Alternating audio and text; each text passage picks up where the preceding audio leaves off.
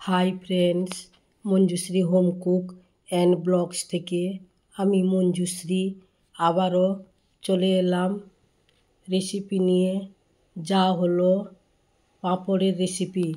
তাহলে আপনারা একটা লাইক দিয়ে ফুল ওয়াচ করলে বুঝতে পারবেন আমি এখানে পাঁপড়ের রেসিপিটা কী দিয়ে কিভাবে তৈরি করলাম।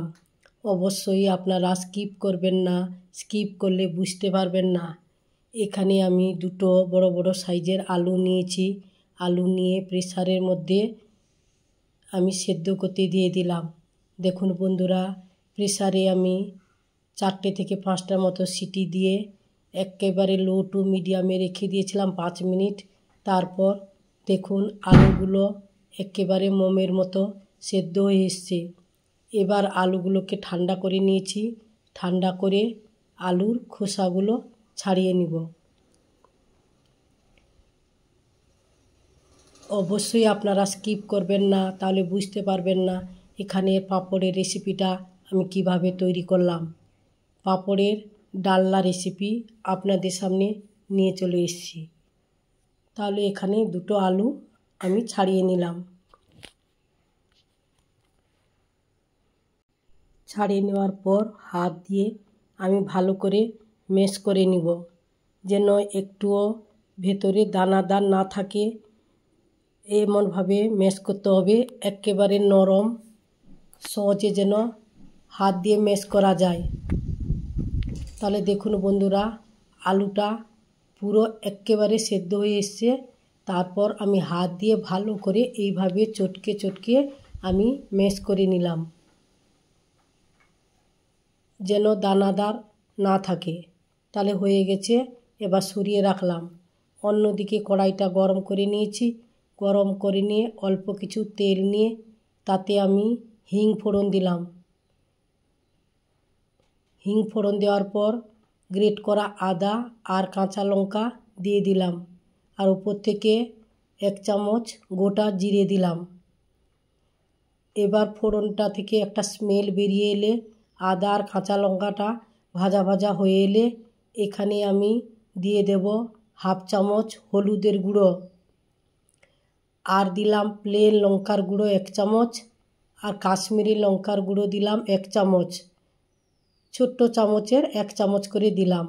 তারই সঙ্গে সঙ্গে দিয়ে দিলাম 1 চামচ জিরে গুঁড়ো। এবার মশলাটাকে ভালো করে তেলের মধ্যে কষিয়ে নিতে হবে। মোটামুটি মশলাটা আমার ভাজা ভাজা হয়ে এসছে। এরপর এখানে যে সেদ্ধ আলুটা আমি ম্যাশ করে রেখেছিলাম, ওই আলুটা ওই মশলার সঙ্গে আমি দিয়ে দিব। আলুটাকে তেলের মধ্যে ভালো করে কষিয়ে একেবারে রসটা মেরে নিতে হবে। আমি দুটো যে পুরো আলু ম্যাশ করে রেখেছিলাম পুরোটা দিয়ে দিলাম। দিয়ে এইভাবে আমি তেলের মধ্যে ভালোভাবে কষাবো। আজকের পুরো রেসিপিটা দেখে আপনারা কমেন্ট করবেন যে আজকে আমার পাঁপড়ের রেসিপিটা আপনাদের কেমন লাগলো। অবশ্যই আপনারা কমেন্ট করবেন। তাহলে এই সময় গ্যাসের ফ্লেমটা লো টু মিডিয়ামে রেখে আলুগুলোকে ভালো করে কষাবো। এবার আমি ওপর থেকে 1/2 চামচ লবণ দিলাম। লবণটাকে দিয়ে আবারও আমি তেলের মধ্যে ভালো করে কষাবো। দেখুন বন্ধুরা, আমি যেভাবে কষাচ্ছি আপনারা সেম প্রসেসে এইভাবে তৈরি করে নেবেন। এইখানে আলুর পুরটাই টেস্টফুল করতে হবে। এইটা যদি ঠিকঠাক টেস্টফুল হয় তাহলে রেসিপিটাও খুব ভালো হবে। একটা খুন্তি দিয়ে ভালো করে আমি দেখুন এইভাবে ম্যাশ করছি। অনেকটাও তেল টেনে এসছে, অনেকটাও আলু শুকনো শুকনো হয়ে এসছে, একেবারে মশলার সঙ্গে গায়ে গায়ে একেবারে মিশে গেছে। এবার আলুগুলোকে আমি একটা থালার মধ্যে তুলে নিব।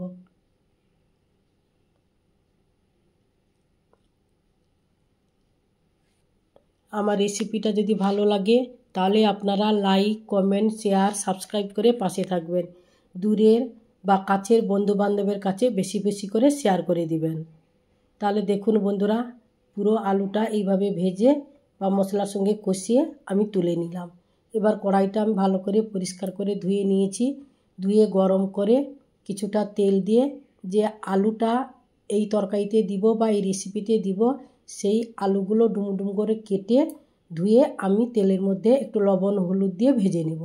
তাহলে আলুটাকেও একটু লাল লাল করে আমি ভেজে তুলে নেব।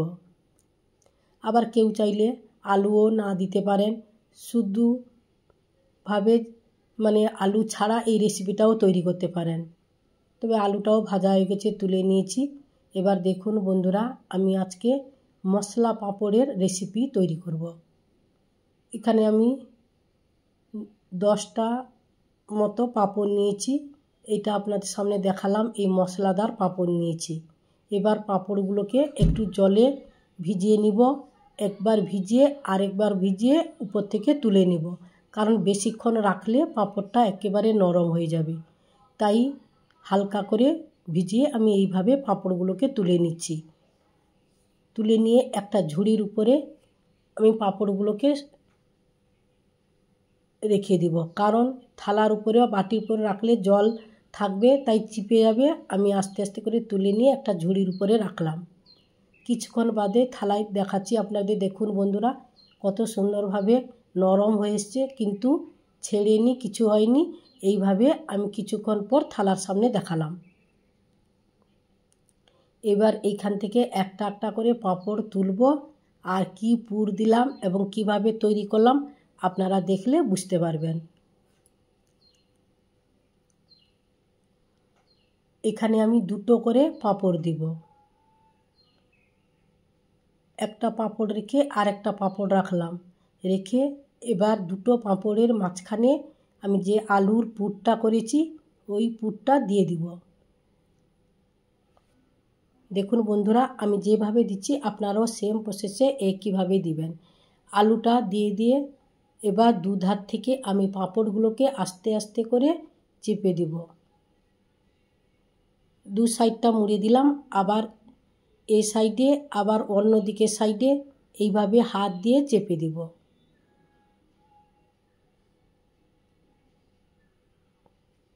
হাত দিয়ে চেপে এবার আমি আস্তে করে থালাতে উল্টে দেব। উল্টে দিলে কিছুক্ষণ পরে চিপে যাবে। খুলে যাচ্ছিল, তাই একটু জল হাত করে আবারও আমি ভালো করে এইভাবে চেপে দিলাম। তাহলে সেম প্রসেসে আমি এখানে 5টা পাঁপড় তৈরি করব। পাঁপড় বলতে পাঁপড়ের পুর ভরা পাঁপড় তৈরি করব। সেই 2টো করে প্রত্যেকটা পাঁপড়ে নিয়েছি আমি। 2টো করে নিয়ে এধার থেকে ওধারে আস্তে আস্তে করে চিপে দিয়ে আবার মুড়ে দিব। এই মোড়াটার কাছে একটু লক্ষ্য করে দেখতে হবে কিভাবে মুড়লে ঠিকঠাক আসে। আর এটা পাঁপড়ের তো কিছুক্ষণ বাদে একটু উল্টে রেখে দিলে একা একাই চিপে যাবে, এবং তেলে ভাজতে গেলে কিন্তু খুলছে না, একেবারেই সুন্দরভাবে চিপে গেছে। তাহলে এইভাবে আমি সবকটি মুড়ে নিব। বাড়িতে মাছ মাংস না থাকলে নিরামিষ দিনে আপনারা পাঁপড় দিয়ে এইভাবে রেসিপি তৈরি করে খেতে পারেন। খুব দুর্দান্ত স্বাদের একটা রেসিপি, সত্যি অসাধারণ হয়েছিল রেসিপিটা। তাহলে দেখুন বন্ধুরা, আপনাদের সামনে আমি 4টে দেখাচ্ছি। আমি 5টা থেকে 6টা মতো তৈরি করেছি। এবার তেলের মধ্যে পাঁপড়গুলো ভেজে নিব। আগে থেকে তেলটা গরম করে নিয়েছিলাম। এবার একটা একটা পাঁপড় দিয়ে আস্তে আস্তে করে আমি উল্টিয়ে পাল্টিয়ে মচমচ করে ভেজে নিব।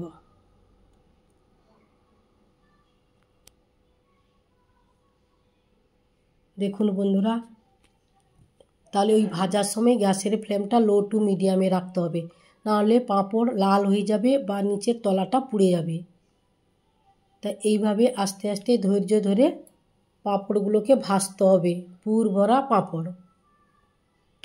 এবার উল্টালাম, দেখতে পাচ্ছেন বন্ধুরা কত সুন্দরভাবে চিপে গেছে, একটুও খুলেনি। এইভাবে লাল লাল করে ভেজে আমি তুলে নিব। অবশ্যই অবশ্যই বাড়িতে একবার হলেও ট্রাই করবেন। গরম ভাতের সঙ্গে জাস্ট জমে যাবে। সাথে যদি রুটি বা পরোটার সঙ্গে খান তাও ভালো লাগবে। অনেকে আবার শুধু এইভাবে ভেজেও খেতে পারেন। তাহলে আমার এখানে প্রথমে 3টে নিয়েছিলাম, 3টে ভেজে আমি তুলে নিলাম। আবারও কিছুটা থেকে গেছিলো, এইভাবে বাকি পুর ভরা পাঁপড়গুলো দিয়ে এইভাবে আমি ভেজে তুলে নিব।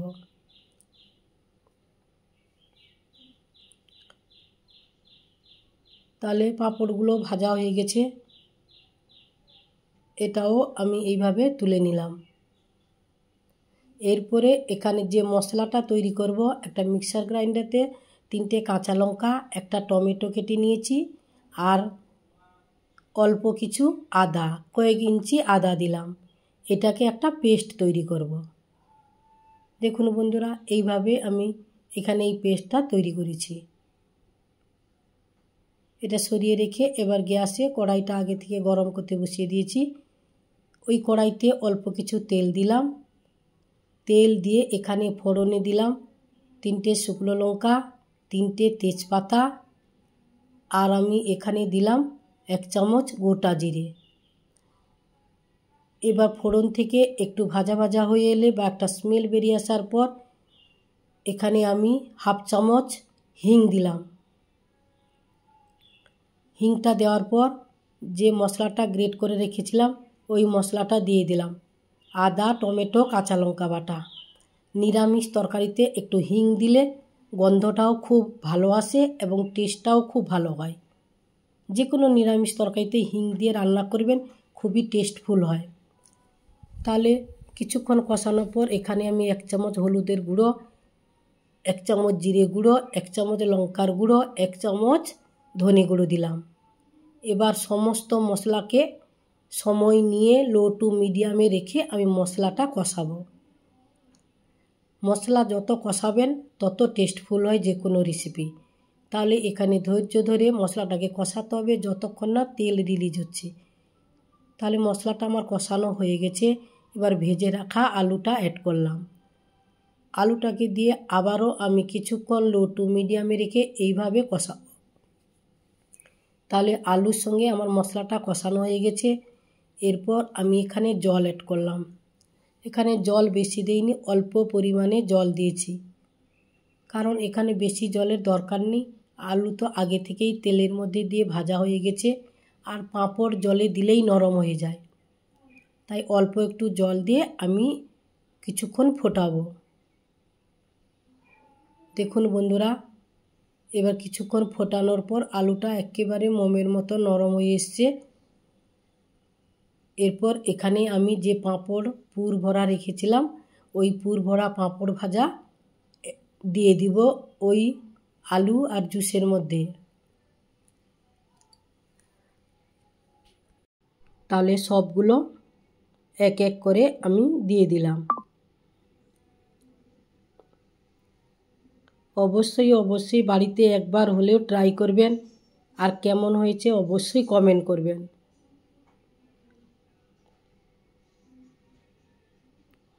এরপর খুন্তি দিয়ে আস্তে করে আমি চারধার থেকে আস্তে আস্তে করে চিপে চিপে একটু জুসগুলোকে পাঁপড়ের উপরের দিকে একটু দিয়ে দেব বা উল্টে পাল্টে নেব। তাহলে আজকে রেসিপিটা আমার কেমন হলো অবশ্যই বলবেন বন্ধুরা।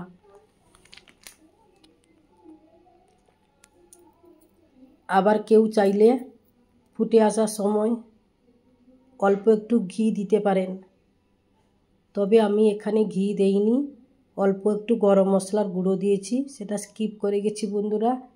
অবশ্যই আপনারা এখানে গরম মশলার গুঁড়ো দিতে পারেন বা ঘিও দিতে পারেন, অনেকে ঘি খুব পছন্দ করেন। তাহলে আজ আসছি, নমস্কার। আবারও আপনাদের সঙ্গে অন্য কোনো রেসিপিতে দেখা হচ্ছে। ততক্ষণে আপনারা ভালো থাকুন, সুস্থ থাকুন, সাবধানে থাকুন। তাহলে পাঁপড়ের রেসিপিটা হওয়ার পরে আমি একটা প্লেটের মধ্যে এইভাবে সার্ভ করে দেখাচ্ছি কত সুন্দরভাবে এখানে পাঁপড়ের রেসিপিটা হয়েছে। সত্যি খুব লোভনীয় রেসিপি। পার্টিতে দেখালাম কিভাবে সার্ভ করেছি। তাহলে আজ আসছি, টাটা, বাই বাই।